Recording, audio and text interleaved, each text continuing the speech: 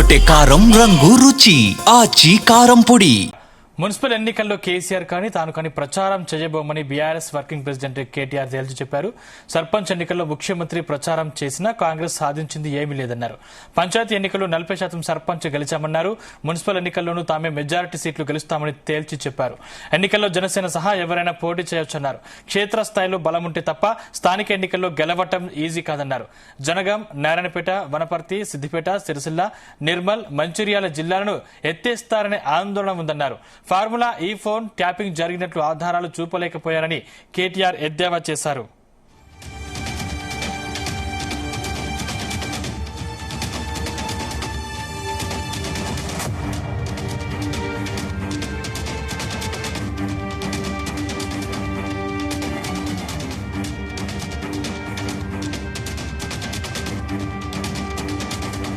అంశానికి సంబంధించిన మరింత పూర్తి సమాచారం మా ప్రతినిధి వంశీ లైవ్ ద్వారా అందిస్తారు. వంశీ. Sandeep, good evening. అటు మున్సిపల్ ఎన్నికలు మాత్రం చాలా వాడివేడిగా జరిగేటట్టు మాత్రం మనకు కనిపిస్తుంది. ఇప్పటి నుంచే అన్ని పార్టీలు కూడా మున్సిపల్ ఎన్నికలకు సిద్ధమవుతున్నటువంటి సందర్భం మనకు కనిపిస్తుంది. ఈ సందర్భంగా BRS party working president KTR కొద్దిసేపటి క్రితమే మీడియాతో చిట్చాట్ చేయడం జరిగింది. ఈ సందర్భంగా మున్సిపల్ ఎన్నికలపై కావచ్చు, దాంతోపాటుగా తన చెల్లైనటువంటి మాజీ ఎమ్మెల్సీ కవిత పైన కూడా కొన్ని వ్యాఖ్యలు చేసినటువంటి పరిస్థితి మనం చూడొచ్చు. ప్రధానంగా ఈసారి మున్సిపల్ ఎన్నికల్లో తాను కానీ కేసీఆర్ గారు కానీ ఎక్కడ ప్రచారం చేసే అవకాశం లేదంటే కూడా ఆయన కుండబద్దలు కట్టారు. ఎందుకంటే ఈసారి మున్సిపల్ ఎన్నికలకు సంబంధించి ఆ ఎన్నికల బాధ్యతలనేది కూడా లోకల్గా ఉన్నటువంటి నియోజకవర్గ ఎమ్మెల్యేలు, మాజీ ఎమ్మెల్యేలు కావచ్చు, దాంతోపాటుగా ఎవరైతే మెయిన్ లీడర్స్ ఉన్నారో వారికి మాత్రమే అప్పచెప్పడం జరిగింది.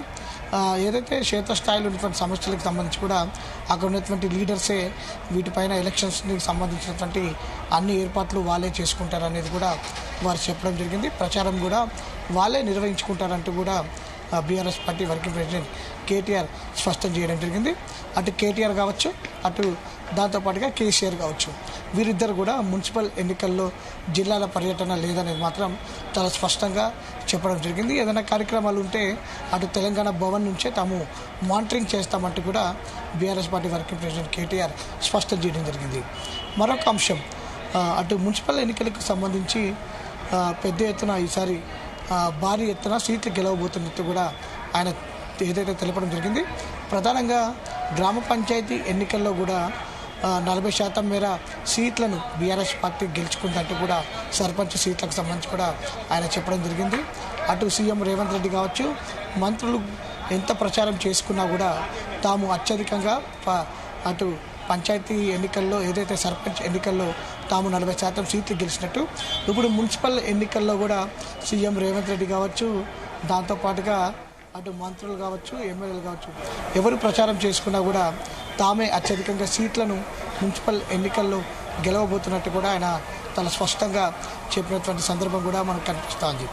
దాంతోపాటుగా మరొక అంశం చూస్తే మాత్రం ఫోన్ ట్యాపింగ్కి సంబంధించి ఎలాంటి ఆధారాలు లేవు, ఆధారాలు ఉంటే చూపించాలి అంటూ కూడా అటు సీఎం రేవంత్ రెడ్డికి సవాల్ విసిరినటువంటి సందర్భం కూడా మనకు కనిపిస్తోంది.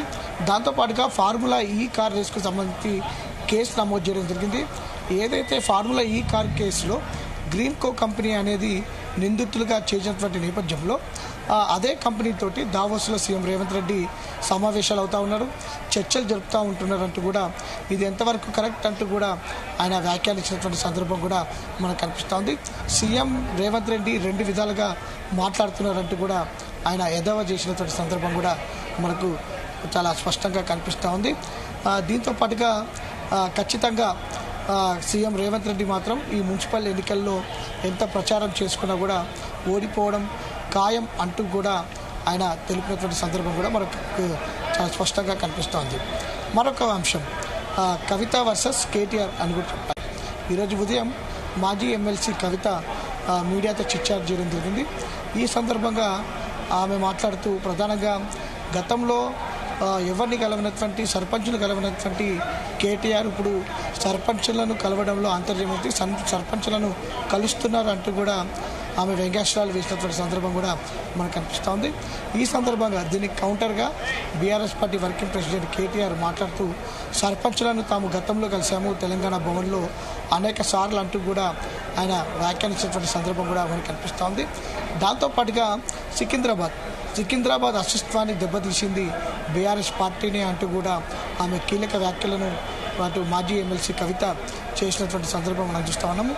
ఈ అంశానికి సంబంధించి అటు ఏదైతే కౌంటర్ ఇస్తూ BRS party working president KTR మాట్లాడుతూ హైదరాబాద్ అస్తిత్వాన్ని దెబ్బతీస్తుంది సీఎం రేవంత్ రెడ్డి అంటూ కూడా ఆయన వ్యాఖ్యానించడం జరిగింది. ఏదైనా తాము అధికారంలో ఉన్నప్పుడు సికింద్రాబాద్ సంబంధించిన అంశం ఎప్పుడు కూడా ముందుకు రాలేదంటూ కూడా ఎవరు డిమాండ్ చేయలేదంటూ కూడా ఆయన వ్యాఖ్యానించినటువంటి సందర్భం కూడా మనకు కనిపిస్తోంది. ఫ్యూచర్ సిటీ అంటూ హైదరాబాద్ అస్తిత్వాన్ని దెబ్బతీస్తున్నటువంటి సీఎం రేవంత్ రెడ్డిని ఇదే అంశాన్ని అడగాలంటూ కూడా ఆమెకి కౌంటర్ ఇచ్చినటువంటి సందర్భం కూడా మనకు కనిపిస్తోంది. మొత్తం మీద మున్సిపల్ ఎన్నికలకు సంబంధించి బీఆర్ఎస్ పార్టీ పూర్తి స్థాయిలో సిద్ధంగా ఉందని కూడా తెలపడం జరిగింది. ఇప్పటికే ఏదైతే లోకల్కి సంబంధించినటువంటి సీట్లకు సంబంధించి కావచ్చు, ఆ సీట్లకు సంబంధించి అన్ని కూడా సర్వే ఆధారంగానే తాము మున్సిపల్ ఎన్నికల్లో అభ్యర్థులను నిలబెట్టబోతున్నట్టు కూడా చెప్తా ఉన్నారు. లోకల్ క్యాడర్కి ఈ అంశానికి సంబంధించి కూడా పూర్తి స్థాయిలో వదిలిపెట్టడం జరిగిందనేది కూడా వారికే అధిక ప్రాధాన్యత ఇస్తున్నట్టు కూడా వారు తెలిపినటువంటి సందర్భం కూడా మనకు కనిపిస్తోంది. మొత్తం మీద మున్సిపల్ ఎన్నికలకు బీఆర్ఎస్ పార్టీ సిద్ధం అంటూనే ప్రచారానికి మాత్రం అటు బీఆర్ఎస్ పార్టీ వర్కింగ్ ప్రెసిడెంట్ కావచ్చు, బీఆర్ఎస్ పార్టీ అధినేత కేసీఆర్ దూరంగా ఉంటున్నారనేది కూడా మనం ప్రధానంగా చెప్పుకోవచ్చు. అంటే మున్సిపల్ ఎన్నికల ప్రచారంలో కేటీఆర్ పాల్గొనకపోతే కొంతమేర క్యాడర్ అసంతృప్తికి లోనయ్యే అవకాశాలు లేవా? ఖచ్చితంగా ఇప్పటికే గతంలో బీఆర్ఎస్ పార్టీ అధికారంలో ఉన్నప్పుడు మున్సిపల్ ఎన్నికలు కావచ్చు, దాంతోపాటుగా గ్రామ పంచాయతీ ఎన్నికలు జరిగినప్పుడు ప్రధానంగా మున్సిపల్ ఎన్నికలు జరిగినప్పుడు ఖచ్చితంగా జిల్లాల పర్యటనకు మాత్రం బీఆర్ఎస్ పార్టీ వర్కింగ్ ప్రెసిడెంట్ కావచ్చు, దాంతోపాటుగా మాజీ మంత్రి హరీష్ రావు గతంలో అధికారంలో ఉన్నప్పుడు మాత్రం మున్సిపల్ ఎన్నికల సమయంలో అన్ని జిల్లాలను తిరిగినటువంటి సందర్భం కూడా మనం చూస్తూ ఉన్నాం. అన్ని మున్సిపాలిటీలలో తిరిగి ప్రచారం నిర్వహించినటువంటి సందర్భం కూడా మనం చూస్తూ ఉన్నాం. ఒకంత పార్టీ నాయకులు కూడా ఆశ్చర్యాన్ని వ్యక్తం చేస్తూ ఉన్నారు. ఎందుకంటే గతంలో అన్ని మున్సిపాలిటీల్లో పర్యటన చేసినటువంటి కేటీఆర్ ప్రజెంట్ ఎందుకు పర్యటనకు సంబంధించి విముఖత చూపిస్తున్నారు అనేది కూడా ఒక ఇంత ప్రశ్నగా లేవనెత్తుతున్నటువంటి సందర్భం కూడా మనకు కనిపిస్తుంది. గతంలో బీఆర్ఎస్ పార్టీ అధినేత కేసీఆర్ ముఖ్యమంత్రిగా ఉన్నప్పుడు ఆయన ఎప్పుడు కూడా మున్సిపల్ ఎన్నికలకు సంబంధించి కావచ్చు, గ్రామ పంచాయతీ ఎన్నికల ఏదైతే సందర్భంగా ఇక్కడ నుంచి మీడియా సమావేశాన్ని నిర్వహించారు. కానీ బీఆర్ఎస్ పార్టీ అధినేత కేసీఆర్ మాత్రం ఎప్పుడు మున్సిపల్ ఎన్నికల ప్రచారానికి మాత్రం పోలేదు. కానీ గతంలో BRS party working president KTR కావచ్చు, మాజీ మంత్రి హరీష్ రావు కావచ్చు, ఇతర మంత్రులు ఎవరైతే అప్పుడు ఉన్నారో వారందరూ కూడా ప్రచారాన్ని నిర్వహించినటువంటి సందర్భం మనందరికీ కూడా తెలిసిందే. కానీ ప్రజెంట్ ఏదైతే BRS party working president KTR ప్రచారానికి వెళ్ళడం లేదు అంటూ కూడా చెప్పడం అనేది ఒకంత క్యాడర్ని ఆశ్చర్యానికి లోన్ చేసినటువంటి సందర్భం కూడా మనకు కనిపిస్తోంది. ఎందుకంటే మున్సిపల్ ఎన్నికలు అనేది చాలా కీలకంగా కూడా చెప్తా ఉన్నారు. ఎందుకంటే బీఆర్ఎస్ పార్టీకి కూడా క్షేత్రస్థాయిలో బలపడడానికి ఇది ఒక మంచి అవకాశం కూడా ఉంటుంది. ఎందుకంటే తొందరలోనే బీఆర్ఎస్ పార్టీ సభ్యత్వ నమోదు కార్యక్రమానికి శ్రీకారం చుట్టబోతోంది. ఈ నేపథ్యంలో మున్సిపల్ ఎన్నికల్లో తాము ప్రచారం నిర్వహించడం లేదు అని చెప్పడం మాత్రం ఒకంత క్యాడర్లో నిరాశ నిస్పృహలు ఆవహించున్నాయని మాత్రం మనకు స్పష్టంగా అర్థమవుతోంది. దీనిపైన పార్టీ నాయకత్వం కూడా ఎలాంటి నిర్ణయం తీసుకోబోతుంది, ఈ విషయానికి సంబంధించి కూడా జిల్లాల నాయకులు ఏమైనా మళ్ళా తిరిగి BRS party working president KTR దగ్గర క్యాడర్కి సంబంధించిన అంశాలను తీసుకెళ్లే అవకాశం ఉంది. ఎందుకంటే ఇప్పటికే BRS party working president KTR ఆధ్వర్యంలో ఇప్పటికే దాదాపుగా 10 జిల్లాలకు సంబంధించినటువంటి నాయకులతోటి మున్సిపల్ ఎన్నికలపైన ప్రత్యేకంగా సమావేశాన్ని నిర్వహించినటువంటి సందర్భం కూడా మనం చూస్తూ ఉన్నాం.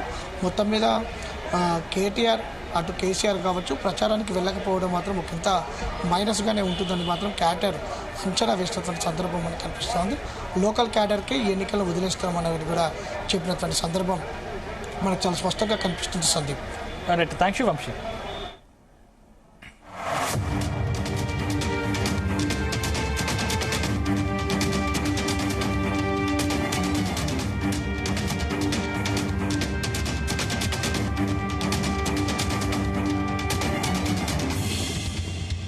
గుమగుమల వంటలే